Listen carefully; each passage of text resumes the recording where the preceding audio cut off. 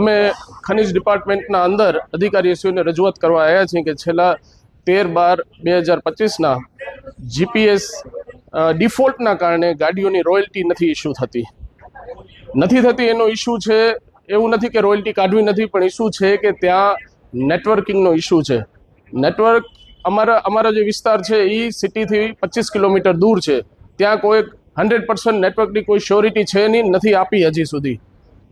તો આ નેટવર્કિંગના કારણે રોયલ્ટી નથી નીકળતી, તો એના કારણે ગાડીઓને 24 કલાકથી લઈને 48 કલાક સુધી ઊભી રાખવી પડે છે। કોઈ રિટર્ન જવાવાળી ગાડી હોય છે બીજા સ્ટેટની, એને પણ ત્યાં ઊભું રહેવું પડે છે। એ બધાના ઓનરો છે, એ લોકોના અમારા પાસે ફોન આવે છે, એના માટે અમે જવાબ દેવા માટે બંધાયેલા છીએ, પણ અમને અમારા પાસે નથી, કેમ કે વસ્તુ સરકારે બંધ કરી છે। રાતોરાત કાયદો કાઢી નાખ્યો છે અને આ કાયદાના વિરોધના અંદર અમે આવ્યા છીએ કે આ મુલતવી રાખો, કેમ કે હાલ ઘડીએ આપણી જોડે આ ફેસિલિટી છે નહીં। નેટવર્ક જ્યાં સુધી નહીં આવે ત્યાં સુધી જીપીએસ પ્રોપર નહીં ચાલે।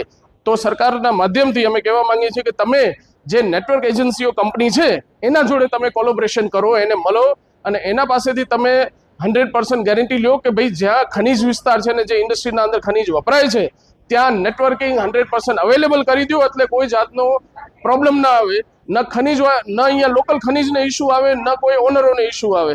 એટલે એ માધ્યમથી અમે એ જ કહેવા માંગીએ છીએ કે અમને ગાંધીનગર ધક્કો ન ખાવું પડે અને આજ રજૂઆતથી 3 થી 4 મહિના મુલતવી રાખે, એક મોટી એક્સરસાઇઝ કરી લે કે જ્યાં નેટવર્કિંગ નથી તો ત્યાં નેટવર્કિંગ કોલોબરેટ કરી દે।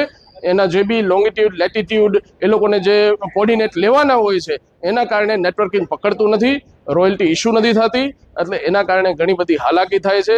આ છેલ્લા 4 દિવસના અંદર આવો હોબાળો થઈ ગયો છે, તો વિચાર કરો કે હજી 4 મહિના સુધી આનો સોલ્યુશન ના આવે તો કેટલો મોટો ઇસ્યુ થઈ શકે છે। તો આ એક પડઘો ન પડે, વધારે આગળ સુધી ન જાય, અને સરકારશ્રીને અમે રજૂઆત કરીએ છીએ કે તમે આ તો તમારો જે આ કાયદો કાઢ્યો છે એને તાત્કાલિક વિડ્રો કરી લ્યો અને નવા કાયદાના અંદર સમય લ્યો અને ફરીથી આ કાયદો કાઢો જ્યારે બધી પ્રોપર ફેસિલિટી આપણા જોડે અવેલેબલ હોય ત્યારે, પછી કોઈને કોઈ વાંધો નહીં આવે। એકબીજાને મળીને હળીમળીને કામ કરશું તો રસ્તા આના નીકળવાના છે। અમે સરકારના સાથે પણ છીએ, પણ અમારી રજૂઆત બી સમજો, કેમ કે ફિલ્ડ ઉપર અમે છીએ।